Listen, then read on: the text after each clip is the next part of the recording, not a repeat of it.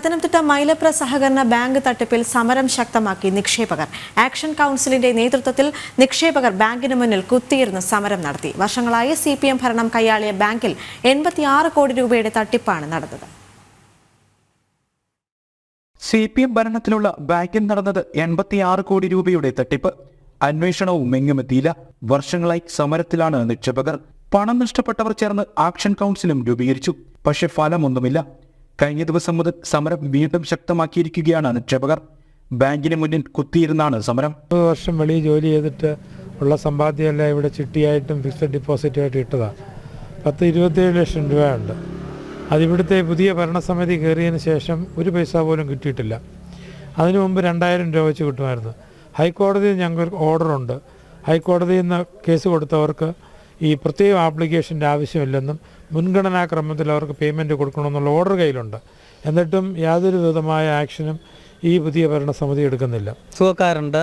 നമ്മൾ ജീവിതകാലം മുഴുവൻ ജോലി ചെയ്ത സമ്പാദ്യമാണ് ഇവിടെ കൊണ്ടിട്ടിരിക്കുന്നത്. അതിൽ നിന്ന് ഇവർ മാസം നമുക്ക് ചിലവിനുള്ള പൈസ പോലും നമുക്ക് തരുന്നില്ല.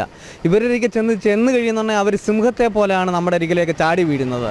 അവരെ ഇവിടുത്തെ ഒരു നടപടികളും നമുക്ക് വേണ്ടി ഇവിടുത്തെ അധികാരികളോ ഇവിടുത്തെ മറ്റ് ജോലിക്കാരോ നമുക്ക് ഇവിടെ ഇരിക്കുന്ന AR JR എന്ന് പറയുന്ന അവർ ഫോൺ എടുത്തു കഴിഞ്ഞാലും അവർ പറയുന്നത് ഇവിടെ 900 അല്ലെന്നുണ്ടെങ്കിൽ 2000 അക്കൗണ്ട് ഉണ്ട് ഇവിടെ, ഞാൻ ആർക്കൊക്കെയാണ് കൊടുക്കേണ്ടത്, അങ്ങനെയാണ്.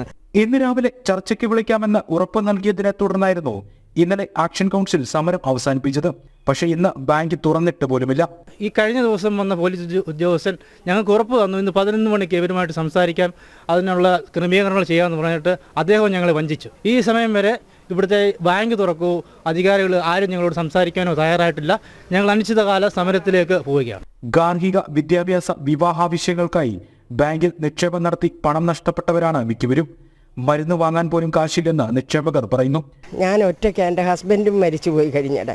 എനിക്കിപ്പോൾ ഹാർട്ടിൻ്റെ വാൽവിലെ കാൽസ്യം നിറയുക. ബാംഗ്ലൂർ ഒരു മോള് കൊണ്ടുപോയി ട്രീറ്റ്മെൻറ്റ് നടത്തുക. എനിക്കതിന് പൈസ വേണം. ഞാൻ അപേക്ഷ 2 പ്രാവശ്യം കൊടുത്തു. എനിക്ക് 2-3 പ്രാവശ്യമായിട്ട് 10,000 രൂപ വെച്ച് തന്നു.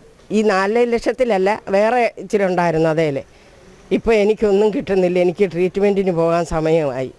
മാസം തോറും ടാബ്ലറ്റ് മേടിക്കാൻ പൈസ വേണം. എനിക്ക് പൈസ അത്യാവശ്യമായി കിട്ടിയേ പറ്റൂ. ഞാൻ ഒറ്റയ്ക്കാണ് കിടക്കുന്നത്. ഞാൻ മരിച്ചു കിടന്ന ഒരുത്തരറിയത്തില്ല എൻ്റെ വീട്ടിൽ. എൻ്റെ 3 കുഞ്ഞുങ്ങളും ഇവിടെ ഇല്ല. എനിക്ക് ഈ സങ്കടമാണ് പറയാനുള്ളത്. വരും ദിവസങ്ങളിലും പ്രതിഷേധം ശക്തമാക്കാനാണ് നിക്ഷേപകരുടെ തീരുമാനം. ജനം, പത്തനംതിട്ട.